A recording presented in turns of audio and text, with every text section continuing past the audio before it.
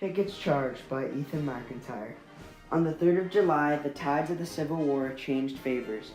The crumbling Confederate army at Gettysburg was not only snuffed of triumph, but driven back into their land, ending their campaign through Union cities. Pickett's charge being the final stand against a far greater Union army, which would lead to a tragic death count and an unwashable taint of blood on these Americans' hands. Pickett's charge was the nail in the coffin for a Confederate's chance at victory. After Gettysburg, the Confederates would not win a major battle and would deplete their resources and soldiers faster than gain. This would lead to the end of the war and a changed America. The Battle of Gettysburg, a 3-day bloodbath that ended up being the deadliest battle in the Civil War. Just more death and a war with 100% American casualties. Gettysburg yielded 7,500 dead Americans. Lee had marched his men into Pennsylvania after a decisive victory over the Union at Chancellorsville. So far up to this battle, the Union Army had not yet won a major battle and had been pushed back into the heart of Pennsylvania. Once the Battle of Gettysburg started, all hell broke loose, and some of the war's greatest generals were to be tested against each other in what was known as Gettysburg. For the first time, Lee's tactical wit was outdone because of positioning, false information, and the sheer fact that they were quickly outnumbered and outgunned.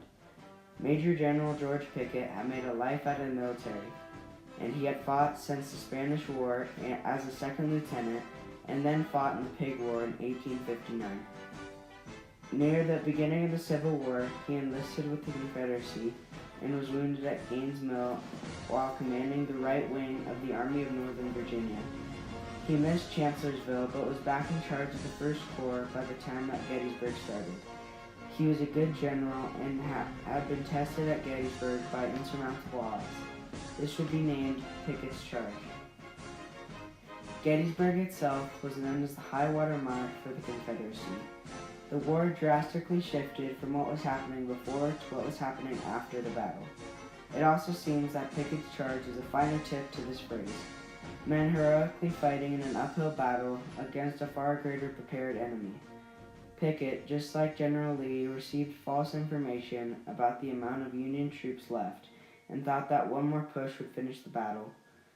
This information, however, was wrong, so when Pickett was given the order to attack, he was greeted by artillery and gunfire from every direction, and trekking through flat land would not help the overall situation. By the time Pickett's charge was over, all of his men were wounded or dead. When he talked to Lee next, he asked, "And what's of your men, General?" And Pickett replied, "Sir, I have no men."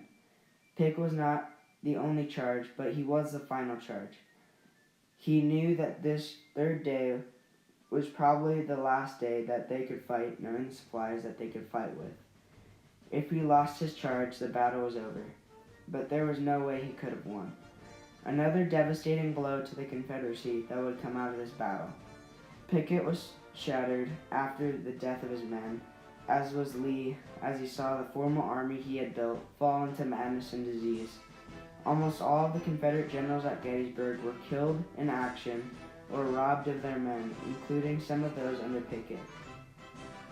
In both cases, the long and short-term effects of this charge were like a snowball effect.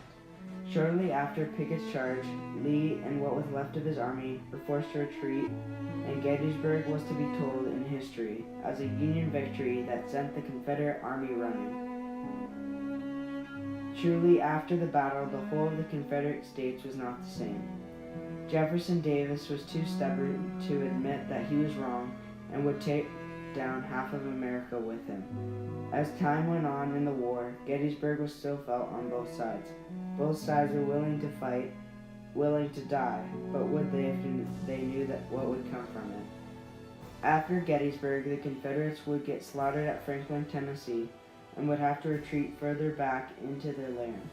The year of 1863 ended with the Battle of Chattanooga, a 3-day engagement on a Confederate lookout post on a mountain. And 2 years later, Lee would surrender to Ulysses S. Grant, and the war would be effectively over. Lee returned to his home and was greeted by the bodies of dead soldiers next to his rose garden. This would be Arlington Cemetery. He was a changed man and was no longer the great general that came into the war. He, like all those who fought, had been changed. We know the overview of Gettysburg, but sometimes the smallest moments in history can be instrumental. In one of my sources, it remodeled the battle, fixed moments that went wrong, and 90% of the outcomes ended the same way. In no way does this mean that Pickett's men died for no reason. On the contrary, they died so that the rest of their army could begin to retreat. They died so that their way of life could survive. A noble fight for an unnoble background. By what we know, Pickett emerged back into history after his infamous charge, but not for long. Then it seems that, like everyone else, he fades into history. He surrendered at Appomattox Courthouse in the charge of the last fighting line of men of the Army of Northern Virginia. Soon after, he fled to Canada with his family, and then returned and became a farmer. The world will remember the Confederates as the bad guys, Lee as a general, and Gettysburg as a slaughterhouse. Then he fades into history. Things like Pickett's charge are the moments that people don't recognize, but everyone on both sides that fought are a bigger part of history than I'm sure they thought. Because of these men that died, the Confederates would be crippled. They would forfeit triumph, the battle, and ultimately the war. Lee would come out changed, seeing another one of his generals killed. The Confederacy was rotting from the inside, and the war was over. Stubborn people in the Confederacy dragged out a doomed war and caused more death after this. Surely, the Battle of Gettysburg and Pickett's charge was the turning point of the war and doomed the Confederate States of America. This would shape the America we have today. For one man's triumph is another's tragedy, and the bounds of both ends of this spectrum are truly discovered in war.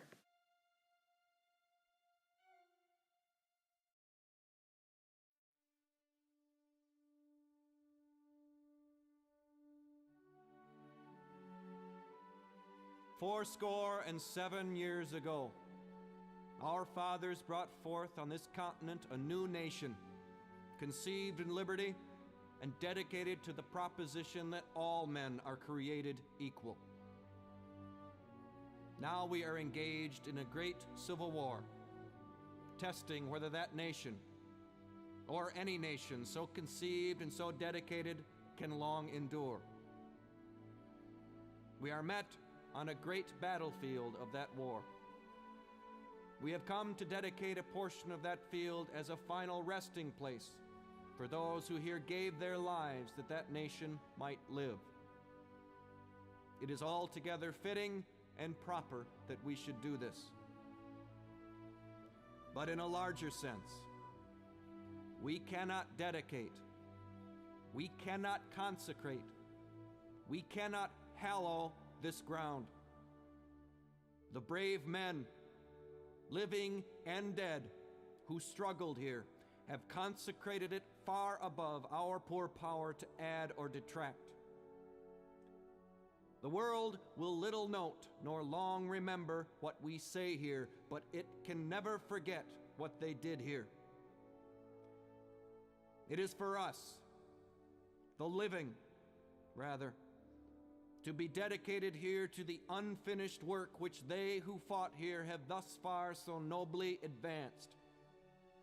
It is rather for us to be here, dedicated to the great task remaining before us, that from these honored dead we take increased devotion to that cause for which they gave the last full measure of devotion, that we here highly resolve that these dead shall not have died in vain, that this nation, under God, shall have a new birth of freedom, and that government of the people, by the people, for the people, shall not perish from the earth.